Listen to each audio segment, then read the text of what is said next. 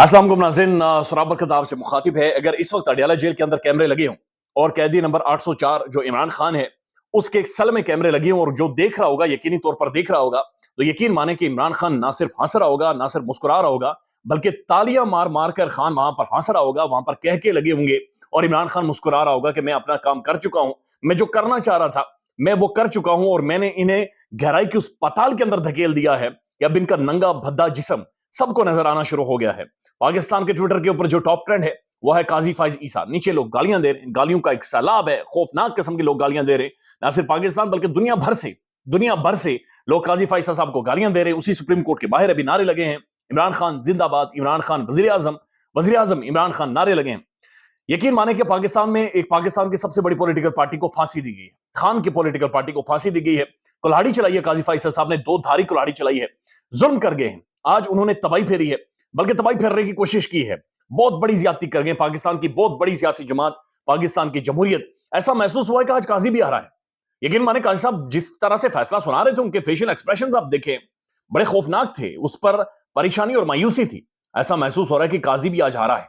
ऐसा महसूस हुआ है कि डेंट आज काजी को भी पहुंचा है, क्योंकि जो फैसला 8:30 बजे देना था वो फैसला रात 12 बजे दिया गया है।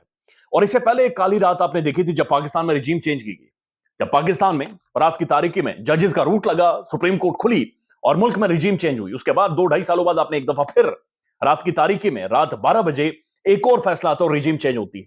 ये जो रात की तारीकी में अदालतें खुलती हैं, ये जो रात की तारीकी में रात डालकर फैसले होते हैं, खौफनाक तरीके से आधी रात को मिडनाइट जो फैसले होते हैं, फैसले बड़े खौफनाक हैं। जमहूरियत के लिए ये रातें बहुत ज्यादा खौफनाक है। ये वो काली रात है जो जमहूरियत के ऊपर है, ये वो काली रात है जो पॉलिटिकल पार्टीज के ऊपर है, जिसने आज कुल्हाड़ी चलाई है, जिसने आज तबाही फेरी है। काजी साहब ने तहरीक इंसाफ से बैट तो छीन लिया, यानी बैट उन्होंने छीन कर वापस ले लिया, लेकिन अब काजी साहब कर क्या गए? ये अब पाकिस्तान के अंदर एक तारीखी और खौफनाक किस्म की हॉर्स ट्रेडिंग होगी, यानी मंडी लगेगी। क्योंकि तहरीक इंसाफ तो जाहिर जीतेंगे, उनके आजाद उम्मीदवार जीतेंगे और जिनकी तादाद सैकड़ों में है, एक बड़ी तादाद जीत कर आएगी, तो एक मंडी लगेगी, एक बाजार लगेगा, रिश्वत का एक बाजार लगेगा और लोग पैसों के खरीदे जाएंगे, ब्लैक मनी खुलेगा, गंदा पैसा बाहर निकलेगा, बोरियां खुलेंगे और लोगों को खरीदा जाएगा। इधर वोट दो, उधर दो, उसके साथ जुड़ जाओ, उसके साथ उड़ जाओ। अरबों रुपए पाकिस्तान के अंदर झोंके जाएंगे, फेंके जाएंगे और कभी इसको खरीदो, कभी उसको खरीदो, कभी प्रोविंशियल असेंबली पर खरीदो, कभी नेशनल असेंबली पर खरीदो।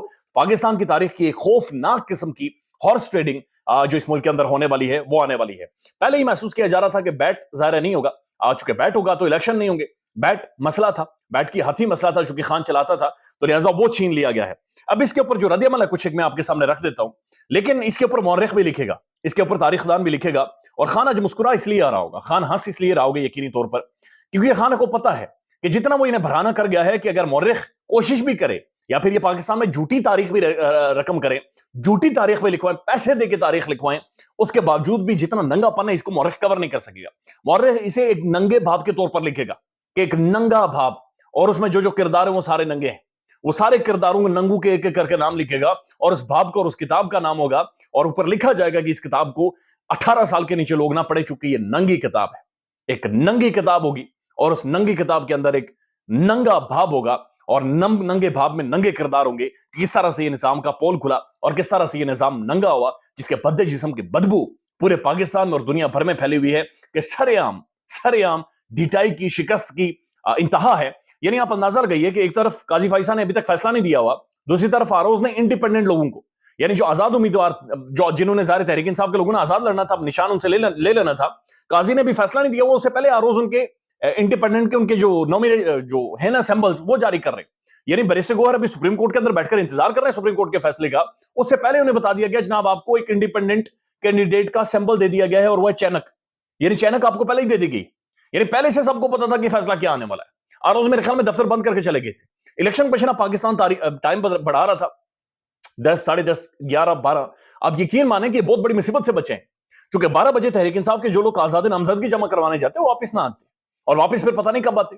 यानी तहरीक इंसाफ ने जो तहरीक इंसाफ का प्लान बी था, जिसमें उन्होंने पीटीआई नजरियाती के साथ इलाज करना था और जहां पर अख्तर इकबाल डार साहब जो हैं, जिनके मुंह के ऊपर 6-7 निशानात है, जिनके मुंह के ऊपर कट लगा हुआ है, अगर उनके साथ इत्तेहाद कर दिया था, जाहिर किया था, चूंकि इतनी बड़ा भण तो नहीं मार सकती तहरीक इंसाफ, तो उन्हें गायब करना चाहिए था, उन्हें अंडरग्राउंड करना चाहिए था, उन्हें छुपाना चाहिए था और आखिरी टाइम तक ये प्लान जाहिर नहीं करना चाहिए था। یعنی اس کے بعد کچھ سپیس ملی، لیکن ظاہر ہے خان کرسی کے لیے لڑ ہی نہیں رہا.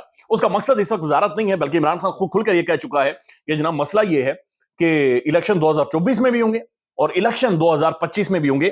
اس طرح سے یہ چیزیں اور ملک آگے جا نہیں سکتے، یہ بہت بڑا مسئلہ ہے. اب جو ہوا کیا ہے، جو الیکشن کمیشن آف پاکستان کا فیصلہ آیا، سپریم کورٹ آف پاکستان کا فیصلہ آیا، اس کے بعد human right council of Pakistan, انسانی حقوق بین الاقوامی پاکستان کے حوالے سے وہ کیا لکھتے ہیں. Human right council of Pakistan نے سپریم کورٹ کے فیصلے شدید تشویش کا اظہار کیا ہے. عام انتخابات سے کچھ دن پہلے ایک بڑی سیاسی جماعت پاکستان تحریک انصاف کو اس کے انتخابی نشان سے محروم کر دیا گیا ہے. ایک سیاسی جماعت سے انتخابی نشان چھیننے سے اس جماعت کے ووٹرز بری طرح سے متاثر ہوں گے. سپریم کورٹ کے اس فیصلے کی وجہ سے پاکستان میں سیاسی عدم استحکام میں اضافہ ہوگا. اس فیصلے سے عام انتخابات 2024 کی شفافیت مزید متنازع ہونے کا خدشہ ہے. اگر انتخابات شفاف نہ ہوئے تو قومی اور بین الاقوامی سطح پر انتخابات کی شفافیت پر غیر سوالات اٹھائے جائیں گے. Human right council of Pakistan یہ سمجھتی ہے کہ پاکستان میں بنیادی حقوق کا تحفظ کیا جائے تو ہی ملک میں سیاسی، یعنی ہیومن رائٹ کاؤنسل کھل کر ڈکلیئر کر چکی ہے کہ جناب یہ گڑبڑ ہے، یہ معاملہ گڑبڑ ہے، یہ معاملہ ٹھیک نہیں ہے، اور دنیا آپ کو نہ پیسے دے گی، نہ گھاس ڈالے گی، نہ پوچھے گی، چونکہ انہیں پتا ہوگا آپ نے کلاڑی چلائی ہوئی ہے. بیرسٹر گوہر اس کے اوپر بولے ہیں، اور بیرسٹر گوہر بڑے زبردست بولے ہیں. بیرسٹر گوہر نے یہ کہا ہے کہ جناب بلہ رہے یا نہ رہے ہمارے لیے میٹر نہیں کرتا، چونکہ عمران خان کی آواز میٹر کرتی ہے. اور وہ کہتے ہیں کہ پہلے ہی مجھے بتا دیا گیا تھا، مجھے چینک دے دی گئی ہے، لیکن خان کو پہلے سے پتا تھا. اب عمران خان کے پاس پلان سی موجود ہے، خان کس طرح سے چیزوں کو آگے لے کر جائے گا.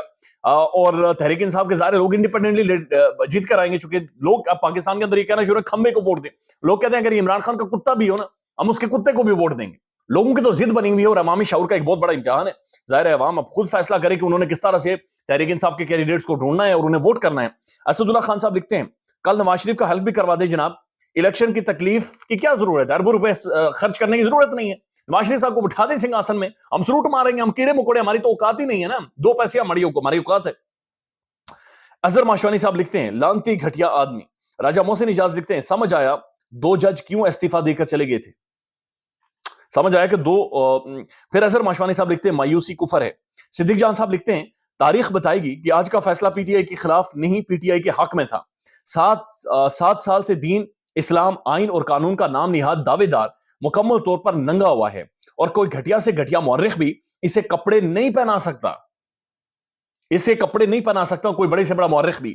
پی ٹی آئی کا بیانیہ جیت گیا ہے، الیکشن میں شکست تو اس سب کے باوجود بھی ممکن نہیں ہے. لہٰذا اور ثاقب بشیر صاحب again very reputed prominent journalist, court reporter, یہ لکھتے ہیں پی ٹی آئی نے اپنی حکومت میں چیف جسٹس قاضی فائصہ کے خلاف ریفرنس لایا تھا جو غلط فیصلہ تھا. اس وقت بھی اس کو غلط کہا گیا تھا، لیکن آج چیف جسٹس نے ٹیکنیکل بنیادوں پر اس سیاسی جماعت الیکشن سے 4 ہفتے پہلے ختم کر کے بظاہر حساب برابر کر دیا ہے.